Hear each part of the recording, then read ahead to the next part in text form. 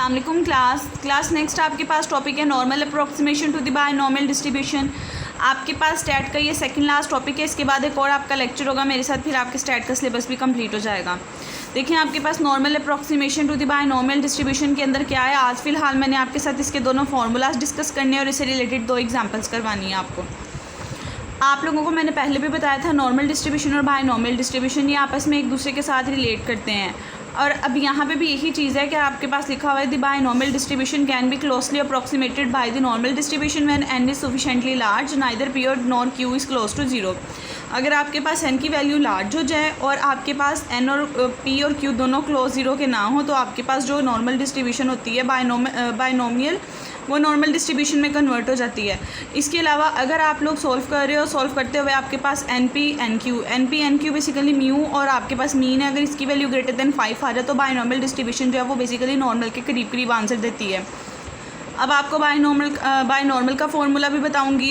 इन जो simple formula होता है बायनॉर्मल का फॉर्मूला नॉर्मल की फॉर्म में भी बताऊंगी, जी ट्रांसफॉर्मेशन की फॉर्म में क्या होता है। फिर एक क्वेश्चन लेके दोनों पे अप्लाई करके आपको दिखाऊंगी कि दोनों क्वेश्चंस में देखें दोनों मेथड में आंसर आपका बहुत ज़्यादा अप्रॉक्सीमेट इक्वल आता है। जो बायनॉर्मल रैंडम डिस्ट्रीब्यूशन होती है उसका फॉर्मूला आपके पास ये टर्म होती है, आपने पहले भी पढ़ा हुआ है, x 0 से n के बिटवीन लाई कर रहा होता है और q + p = 1 होते हैं। और इसके अंदर जो म्यू की वैल्यू होती है वो np होती है और जो वेरियंस होता है वो npq होता है। और अगर आप देखें आप लोगों ने पीछे जी ट्रांसफॉर्मेशन पढ़ी है, जी ट्रांसफॉर्मेशन पढ़ी थी कि जी इक्वल आपके पास होता है x - μ/σ। अब यहाँ पे अगर वेरिएंस और म्यू की वैल्यू लगा दें हम बायनॉर्मल की तो बायनॉर्मल में जी ट्रांसफॉर्मेशन जो है वो कुछ इस फॉर्म में कन्वर्ट हो जाएगी, म्यू की जगह उसकी वैल्यू, वेरिएंस की जगह उसकी वैल्यू। और हमें पता होता है कि जब आपने जी ट्रांसफॉर्मेशन की बात करनी है वहाँ आपका मीन 0 होता है और वेरिएंस 1 होता है, तो इसके साथ ये कंडीशन आ जाएगी। ये फॉर्मूला आज फिलहाल डिस्कस करना है, इसका मोमेंट जनरेटिंग फंक्शन मैं आपके साथ कल डिस्कस करूँगी।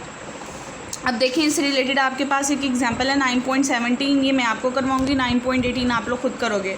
इसके अंदर आपको कहा है a fair coin is tossed 20 time. एक कॉइन है जो कि 20 टाइम टॉस हो रहा है, इसका मतलब उसकी n की वैल्यू 20 है। आपने उसकी प्रोबेबिलिटी फाइंड आउट करनी है।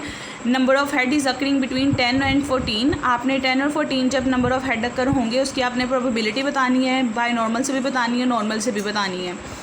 बायनॉर्मल के लिए ये वाला जो इसका फॉर्मूला है आपके पास npx की फॉर्म का आप ये वाला फॉर्मूला लिखोगे। लिखने के बाद देखिए n की वैल्यू 20 है, एक कॉइन टॉस हो रहा है। अगर एक फेयर कॉइन टॉस हो रहा हो तो उसके हेड के अकर होने के चांसेस 1/2 होते हैं, उसके टेल्स के अकर होने के चांसेस भी 1/2 होते हैं। तो p और q दोनों की वैल्यू यहाँ से 1/2 आ जाएगी।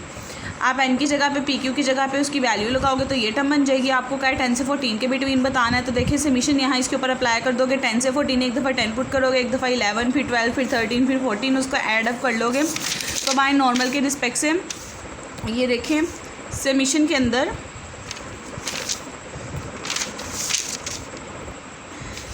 पहले 10 पुट किया, फिर 11, 12, 13, 14 1 बाय 1 पुट करके जब उसका आंसर निकाला तो 0.564 आ गया।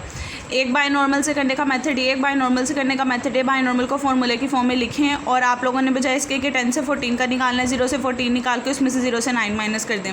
वैसे इससे बेटर यही है कि ये वाला मेथड कर लें आप। तो बायनॉर्मल की फॉर्म में उसका आंसर 0.5674 आ जाएगा। अब इसी चीज़ को नॉर्मल की फॉर्म में करने की कोशिश करते हैं। नॉर्मल की फॉर्म में आप लोगों को जी म्यू वेरिएंस ये निकालना पड़ेगा और जो जी ट्रांसफॉर्मेशन का फॉर्मूलाज है उसके रिस्पेक्ट से हमें सॉल्व करना पड़ेगा, जो हमने पीछे पढ़ा है कि जी - μ/σ। सबसे पहले np आपके पास जो म्यू होता है इसके अंदर वो np के इक्वल होता है, इसके अंदर जो सिग्मा होता है वो आपके पास nq के इक्वल होता है। अगर आप np की वैल्यू निकालें वो 10 आएगी, nq की वैल्यू निकालें वो भी 10 आएगी, q और p आपको पता है भी बताया था 20, आपको n की वैल्यू भी बताई, दोनों देखें 5 से ग्रेटर है, इसका मतलब नॉर्मल और यहाँ पे बायनॉर्मल जो है वो अप्रॉक्सीमेट इक्वल ही होगी।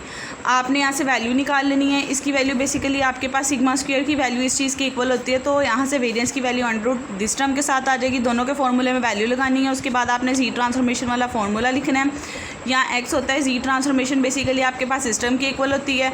अब यहाँ पे आप 10 से 14 नहीं ले सकते क्योंकि जी ट्रांसफॉर्मेशन इस तरह नंबर्स पे अप्लाई नहीं होती है। आपने कोशिश करनी है हमेशा उसको पॉइंट्स की फॉर्म में, इंटरवल की फॉर्म में कन्वर्ट कर लें। इंटरवल की फॉर्म में कन्वर्ट करने के लिए ये होता है आप उसकी लेंथ बना लें, इसमें से 0.5 माइनस करें, 9.5 हो जाएगा।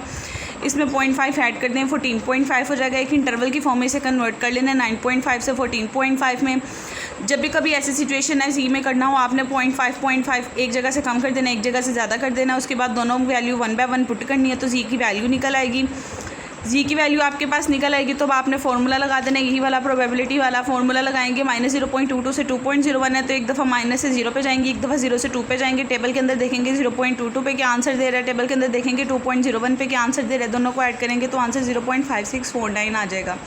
अब ये 0.5649 आया, 0.5674 आया, तो देखें आपके पास बाय नॉर्मल और नॉर्मल आपस में कितने अप्रॉक्सीमेट हो रहे हैं जब आपके पास उसके NP और NQ की वैल्यू 5 से आपके पास ग्रेटर आ रही है। इसी तरह 9.18 एग्जाम्पल है, ये भी आपके पास इन्हीं मेथड से हुई है। आपने वाली एग्जाम्पल ट्राई करनी है। अगर आपको इन दोनों एग्जाम्पल में कहीं पे कोई प्रॉब्लम है तो मुझे बताना है, फिर हम वो डिस्कस कर लेंगे। आप लोग आज का लेक्चर सुने क्लास, अगर कहीं पे कोई डिफ़िकल्टी है तो बताएं, फिर हम वो क्लियर कर लेते हैं।